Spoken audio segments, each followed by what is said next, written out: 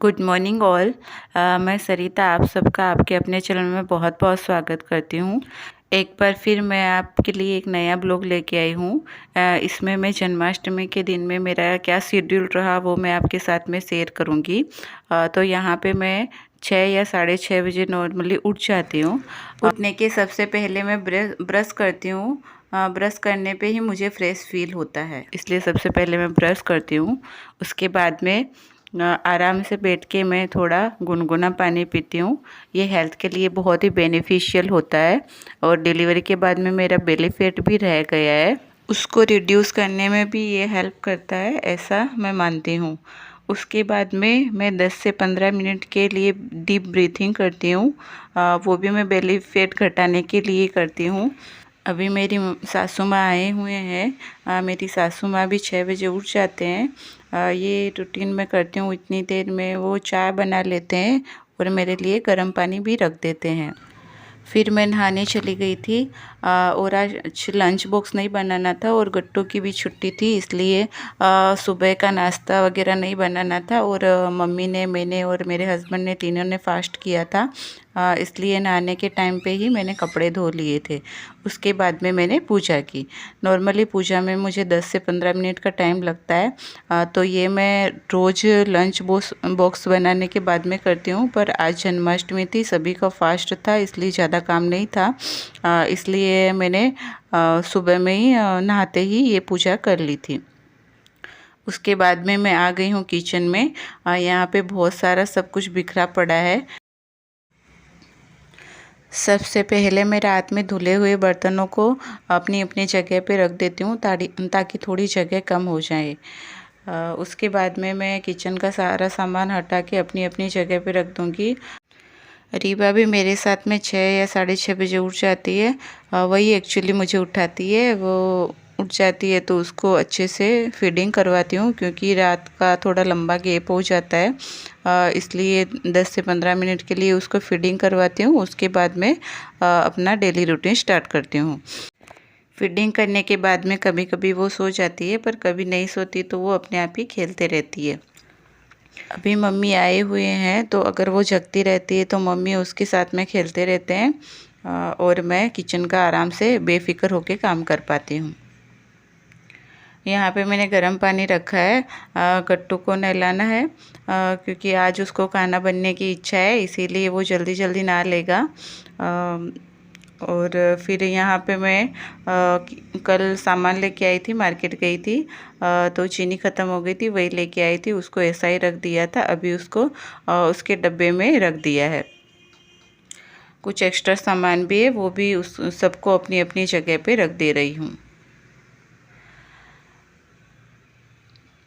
मैं ये काम कर रही हूँ तब तक मम्मी झाड़ू लगा रहे हैं, क्योंकि आज जन्माष्टमी है, सब बच्चों की छुट्टी थी स्कूल की, इसलिए सब ने रिक्वेस्ट की कि सुबह का ट्यूशन रख लूँ। इसलिए मैंने 10 से 12 का सुबह का ट्यूशन रख लिया है, इसलिए मम्मी भी मुझे जल्दी जल्दी सारा काम करवा रहे हैं। मम्मी झाड़ू लगाएंगे, तब तक मैं फटाफट से बर्तन क्लीन कर लूँगी। इतनी देर में मेरे हस्बैंड भी उठ चुके थे, नहा धो के रेडी हो गए थे। फिर मैंने उनको फ्रूट्स काट दिए और दूध भी गर्म करके दे दिया था। उन्होंने भी ये व्रत स्टार्ट किया था। एक बार मैं बहुत बीमार हो गई थी, इसलिए मैं व्रत नहीं कर पा रही थी, इसलिए मेरी जगह पे उन्होंने व्रत किया था।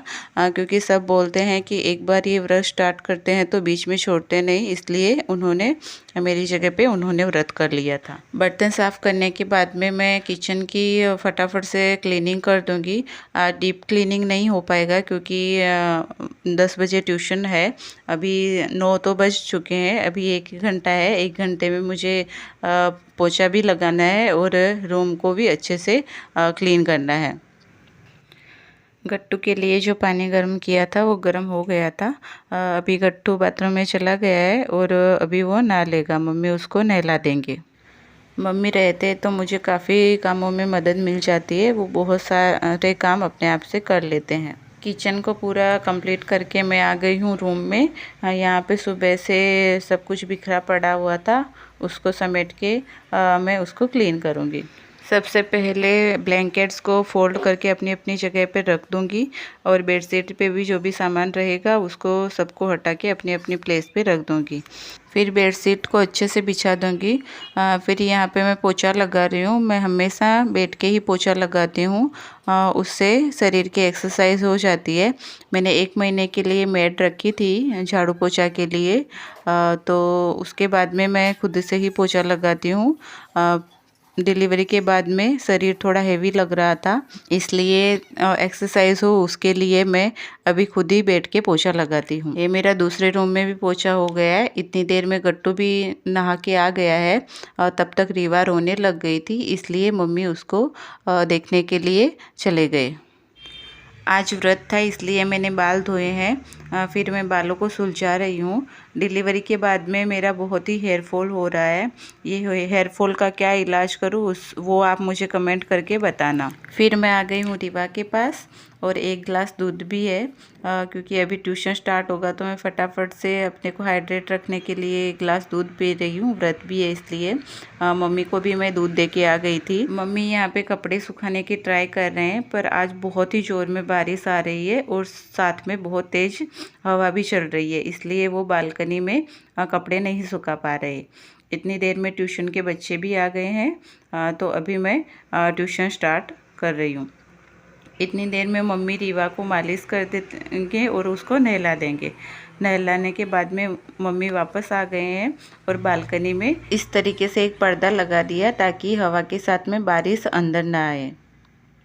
अभी 12 बज चुके हैं। मैंने बच्चों को छुट्टी दे दी है और मैं वापस किचन में आ गई हूँ। मैंने, मेरे हस्बैंड ने और मम्मी ने फ़ास्ट किया है, बट कट्टू ने फ़ास्ट नहीं किया, इसलिए उसके लिए खाना बनाना है। तो यहाँ पे मैं आटा निकाल रही हूँ और दूसरी साइड मैंने कढ़ाई में तेल गरम होने के लिए रख दिया है। सब्जी भी बनानी है। कट्टू को ज़्यादातर पोटैटो की सब्ज़ी पसंद आती है, इसलिए मैंने पोटैटो भी काट के रख लिया है और पोटैटो की सब्ज़ी बना रही हूँ। एक साइड में आटा गूंद रही हूँ, तब तक तेल गरम हो जाएगा, इसलिए मैं फटाफट से सब्जी बना दूंगी। कढ़ाई में मैंने पोटैटो को डाल दिया है, वो फ्राई हो जाएंगे। पोटैटो डालने के बाद में कटोरी को मैंने इमीडिएटली वॉश करके रख दिया है, इससे बहुत सारे बर्तन नहीं होते। मैंने दूसरा गैस भी स्टार्ट कर दिया है। सब्जी को दूसरे गैस पे रख के ये गैस पे मैं फटाफट से 2 पराठे बना देती हूँ। गट्टू के लिए खाना बनाया, तब तक रीवा जग चुकी थी। फिर मैंने उसको फीडिंग करवाया। तब तक मम्मी ने मेरे लिए और अपने लिए फ्रूट्स काट लिए थे और दही की लस्सी बना ली थी। इस तरीके से मैंने गट्टू के लिए 1 पराठा और 1 रोटी बनाई और ये पोटैटो की सब्ज़ी भी बनके तैयार है। खाना खाने में और खिलाने में 1:30-2 बज चुके थे। फिर हम 2 बजे के करीब रेस्ट हो गए थे। फिर हम 3:30 बजे उठे। 3:30 बजे उठने के बाद में गट्टू थोड़ी मस्ती कर रहा था। वो मुझे कृष्णा बनाने के लिए बोल रहा था, पर मैंने मना किया, इसलिए वो एलियन बन गया। आज व्रत था इसलिए मम्मी ने भी बाल धोए थे, इसलिए मम्मी ने बोला कि सर में मालिश करनी है, इसलिए मैंने मम्मी को यहाँ पे तेल से मालिश कर रही हूँ। तभी रीवा भी जग रही थी, वो बीच बीच में रो रही थी। शायद उसको भूख लगी होगी, इसलिए फिर मैंने उसको फीडिंग करवाया। तब तक मम्मी ने चाय बना ली थी। फिर हमने चाय पी। तब तक बारिश भी रुक चुकी थी। मैं 2-3 दिन से मार्केट जाने का प्लान कर रही थी, पर बहुत ही तेज़ बारिश की वजह से नहीं निकल पा रही थी। आज बारिश रुकी है, इसलिए गट्टू के साथ में मार्केट गई थी। 2 साड़ी की फॉल और अस्तर लेना था, इसीलिए मैं मार्केट गई थी। वो साड़ीज़ कौन सी थी वो मैं आपको अगले ब्लॉग में शेयर करूँगी। मार्केट से आने के बाद में मैं मेरा सूट पड़ा था, वो सिलने बैठ गई। कल मैंने वो सूट की कटिंग की थी, इसलिए सोचा आज सिल लेती हूँ। पर मार्केट से आने के बाद में गट्टू जिद करने लगा कि मुझे खाना बनना है, इसलिए मैं उसको खाना बनाने में लग गई थी। तो ये खाना बनाने के लिए मैंने सब कुछ घर पे ही रेडी किया है। धोती मैंने मेरे दुपट्टे से बनाई है और ये पगड़ी भी मैं मेरे दुपट्टे से ही बना रही हूँ। उसके बाद में मैंने थोड़ा बहुत उसका मेकअप किया। सिंदूर से इस तरीके से तिलक लगा दिया और आँख पे भी छोटे छोटे तिलक बना दिए। फिर मैंने उसको काजल लगाया और खाना तैयार हो गया। खाना तो बन गया, अब राधा की बारी थी। एक्चुअली मैं उनको रेडी नहीं करना चाहती थी क्योंकि रेडी करने के बाद में नज़र लग जाती है, इसलिए मैं नहीं करना चाहती थी। पर सब ने रिक्वेस्ट किया कि आज बना हुई राधा कृष्ण, इसलिए मैंने इस तरीके से राधा कृष्ण बना के उनका फ़ोटोशूट किया। उनका फ़ोटोशूट करते करते शाम के 6:30 बज गए थे, पर हमने फ़ास्ट किया था, इसलिए आज का खाना नहीं बनाना था। इसलिए मैं वापस सिलाई करने के लिए बैठ गई और नीचे का इजार कंप्लीट किया। फिर हम सबको बहुत भूख लगी थी, पर व्रत था इसलिए हम खा नहीं सकते थे, इसलिए हम यूं ही टाइम स्पेंड कर रहे थे। मैं अपना ये वीडियो मेकिंग कर रही थी और मेरे हस्बैंड मोबाइल में मूवी देख रहे थे और मेरी सासू माँ भजन सुन रहे थे। 11 बजे मैं और मम्मी दोनों किचन में आ गए हैं। हमें कान्हा जी के लिए प्रसादी और भोग बनाना है, इसलिए हम दोनों ही प्रिपरेशन कर रहे हैं। मैंने यहाँ पे आलू की सब्ज़ी बनाई है और भागवत की खिचड़ी बनाई है। तब तक मम्मी मंदिर की क्लीनिंग कर रहे हैं। उन्होंने प्रसादी में कान्हा जी के लिए पंजीरी बनाई है, पंचामृत बनाया है और फ्रूट्स भी कट कर लिए हैं। यहाँ पे मैंने जो सब्जी और खिचड़ी बनाई है उसमें मैंने सेंधा नमक का यूज़ किया है। कोई जगह पे खाना 12 बजे पे कृष्णा जी का जन्म होने के बाद में खाना भी खा लेते हैं, पर हमारे यहाँ पे फ्रूट्स और सागर ही करते हैं। और मीठे में मैंने सिंगाड़े का सीरा बनाया है।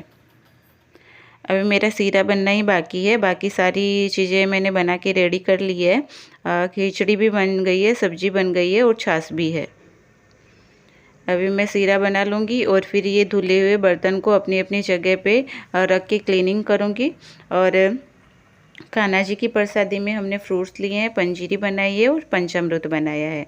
ये सारी प्रिपरेशन मम्मी ने कर ली थी। यहाँ पे मम्मी आरती की तैयारी कर रहे हैं, तब तक मेरे हस्बैंड नारियल की चिटक लेके आ रहे हैं और मम्मी जो भी सामान मांग रहे हैं वो सारे मैं मम्मी को दे रही हूँ। और मम्मी बैठ के ये आरती की थाली भी मम्मी ने तैयार कर ली है।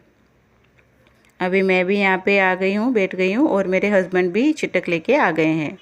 अभी हम लोग आरती करेंगे, उसके बाद में कान्हा जी को भोग लगाएंगे और फिर हम लोग प्रसादी लेंगे।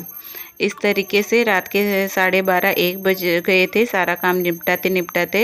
आपको ये ब्लॉग हमारा कैसा लगा वो मुझे कमेंट करके बताइएगा और अपने फ्रेंड फैमिली के साथ में शेयर करिएगा। और अगर आप मेरे चैनल पे फर्स्ट टाइम आए हो तो मेरे चैनल को सब्सक्राइब करिए, ताकि मैं ऐसे और भी ब्लॉग आपके लिए लाती रहूँगी।